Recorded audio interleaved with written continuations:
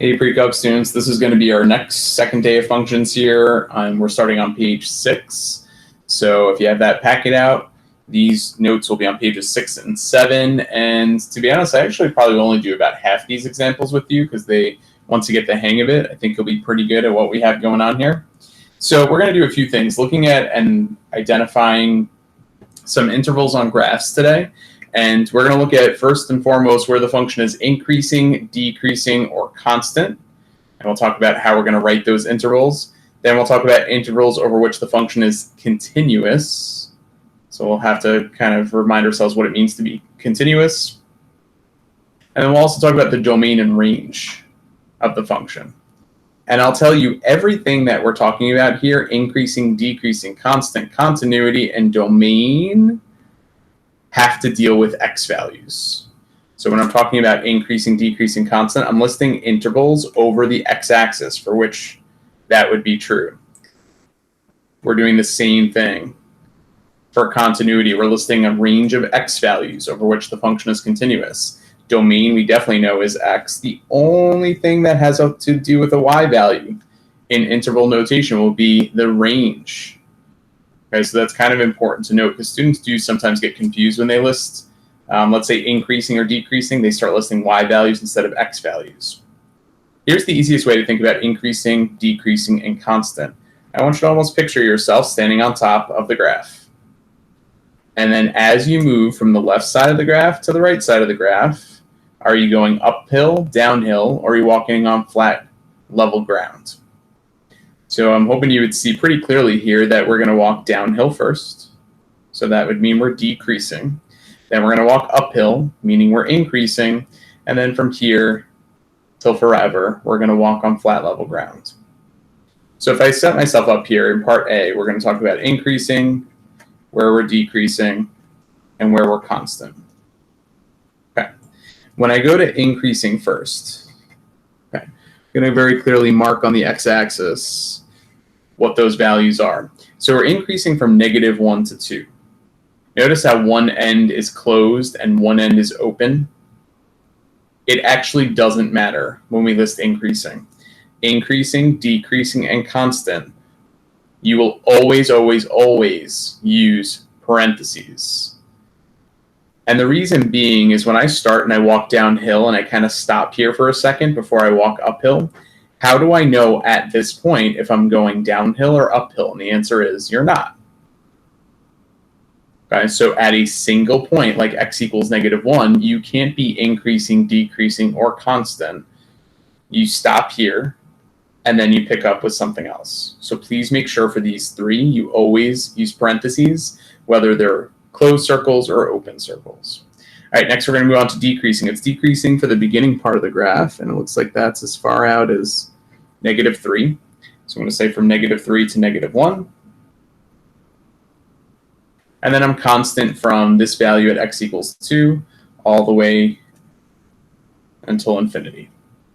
So we've got hopefully a good grasp so far about what increasing, decreasing, and constant represent. Next thing on our list is continuous. Now, continuous will be a series of intervals over which I can draw the graph without lifting up my pen or pencil. Okay. So the thing about continuity is that when I start the graph at x equals -3, that's going to start my first interval for where I list where this is continuous, right? So we're continuous from, and here you can use brackets. So when you have a closed circle, we're continuous at that endpoint. So we're continuous from -3 up until x equals 2 is an issue. Right, with that open circle in the graph, think of it as like a hole in the ground we're going to have to jump over to get to this next piece here. So we're continuous from -3 up until 2, close parentheses, and then we can go union once I jump over the hole to infinity. So those are the intervals over which the graph is continuous. If I list the domain, the set of x values, it's the same thing we were looking at just a minute ago. And notice how the only x value from -3 to infinity that's not included is that value at x equals 2 again. So I guess the question becomes, will the domain and the continuity always match? Well, I'll keep you in suspense over that for now. In this example, they do match. But will they always match? I'm not sure. All right, let's talk about the range. So the range for this example, we're looking at y values only. The y values start as low as 0, no negative y values on this graph, and they only go as high as 1, 2, 3, 4, 5. Should we include 5 because we have an open circle there, though? Well, yeah, if you go to the right of that open circle, look at all those 5s. It's constantly 5 for a long time. So we're going to go from 0 to 5, and you can include both of those endpoints. That open circle really affected the domain, not as really as much the range in this example. So that's what we're doing today, just breaking down, looking at a graph, where are we increasing, decreasing constant, where is it continuous, domain and range. Taking a look here at number 2, same idea. Let's jump into part A with increasing, decreasing, and constant.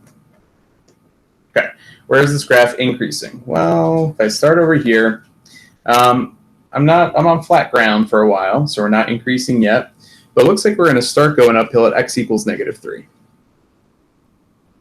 So it's going to be -3 up until, here's x equals 1. Well, once I make that jump, notice how I would still be going uphill. So for the purpose of increasing, I'm going to say we're increasing from -3 all the way until infinity. I don't care that this is a closed circle. For increasing, decreasing constant, always, always, always, always parentheses. Okay, decreasing. Where am I going downhill? Well, I'm walking on flat ground. I'm going up, and then I'm still going up. Well, this graph never happens to be decreasing. But we are constant for a while, right? Negative infinity to -3. And since that's a closed circle, you need a bracket, right? No, do not put a bracket. I'll say that a lot of times. Some of you will still want to put brackets. And I guess I understand why, because then when we get to continuity, we can have brackets. All right, let's talk about continuity here. So if I were to draw the graph, do I have to pick up my pencil anywhere? And the answer is, yeah, right at x equals 1. That's the issue. So I can draw the graph up until x equals 1. Coming in from the left of x equals 1, it's approaching that open circle. So I'm going to say from -infinity to 1. But then after that open circle, when I jump up to the next part of the graph, it's continuous from 1 to infinity. But now I can include this one, right? From the right side of 1, we're getting close to a closed circle. All right, so that looks a little weird, right? We don't necessarily always feel comfortable with the parentheses and bracket matching with that value, but that is how you would describe where it's continuous. And then finally, for domain and range, will the domain be the same as where it's continuous? Well, I guess the question is, Callie, my dog is barking. Sorry, guys. Callie, be quiet. All right, so I guess the question becomes, is x equals 1 in the domain? Do I have to exclude it? Yeah, x equals 1 is in the domain. We don't have any issues with it. So the domain, even though we're not comfortable with it, it's all reals. It's not always going to be the same as where it's continuous. It happened to be in number 1, not necessarily always the case. Let's talk about the range. Range, the y values. We start at the lowest y value, 1, 2, 3. That's the lowest the graph goes, -3. Up until 1 to +3, but then I have a hole. Okay. Don't include that. And it looks like the jump is 2 spaces from there up to 5. And then once I pick up at that y value of 5, the graph heads towards infinity. So just be really cautious about the way you list domains and ranges. The domain is definitely all real numbers. X equals 1 is in the domain, even though there's that open circle there. Range might have had some tricky pieces to it as well. Okay, finally, let's do one more. In fact, you're going to try this one. Okay, so try number 3. The last one I'm going to do with you is number 4 on the back. And then you'll also try 5 and 6 by the next time I see you. So in part A, increasing, decreasing, constant. Okay, so this is kind of a crazy graph here. We've got a lot of different segments and parts that make it up. So do we have any intervals over which we're increasing? It looks like it 1, 2, 3, 4, 5. So if we go 5 to the left from -5 to 4, -4, I should say, we are increasing. Then on constant, decreasing, constant again. Okay, so that's the only interval for which we're increasing, -5 to -4. I'm decreasing from -1 up until 3, and I hope you're not tempted to put any brackets here.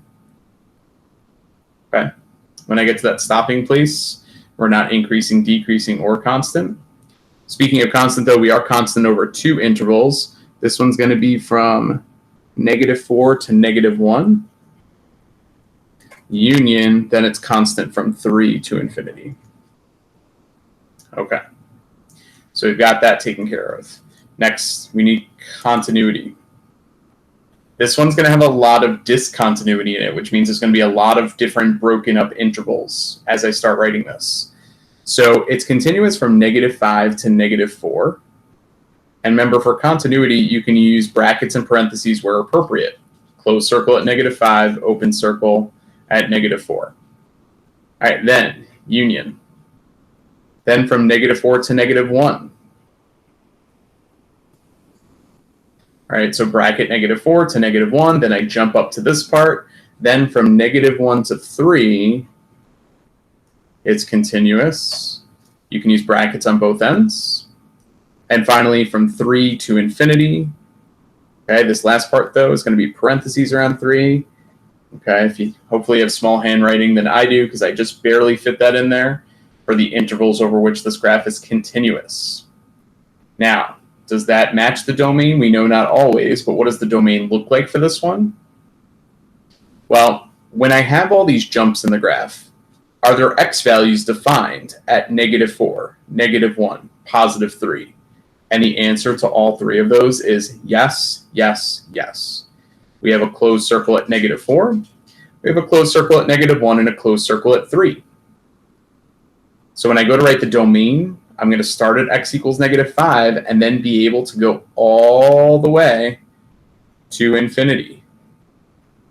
Right? I mean, look back up at the continuity. As long as -4 and -1 and +3 are included somewhere in that continuity discussion, then they're definitely in the domain, and you don't have to stop when breaking up that interval.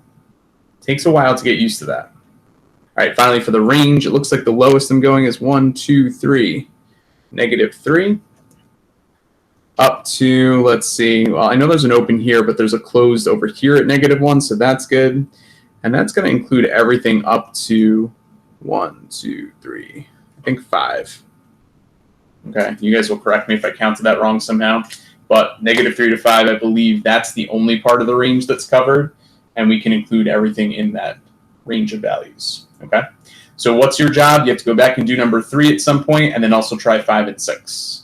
So next time I see you, I'll be asking for answers to those questions as they involve increasing, decreasing, constants, continuity, and domain and range. Have a great day.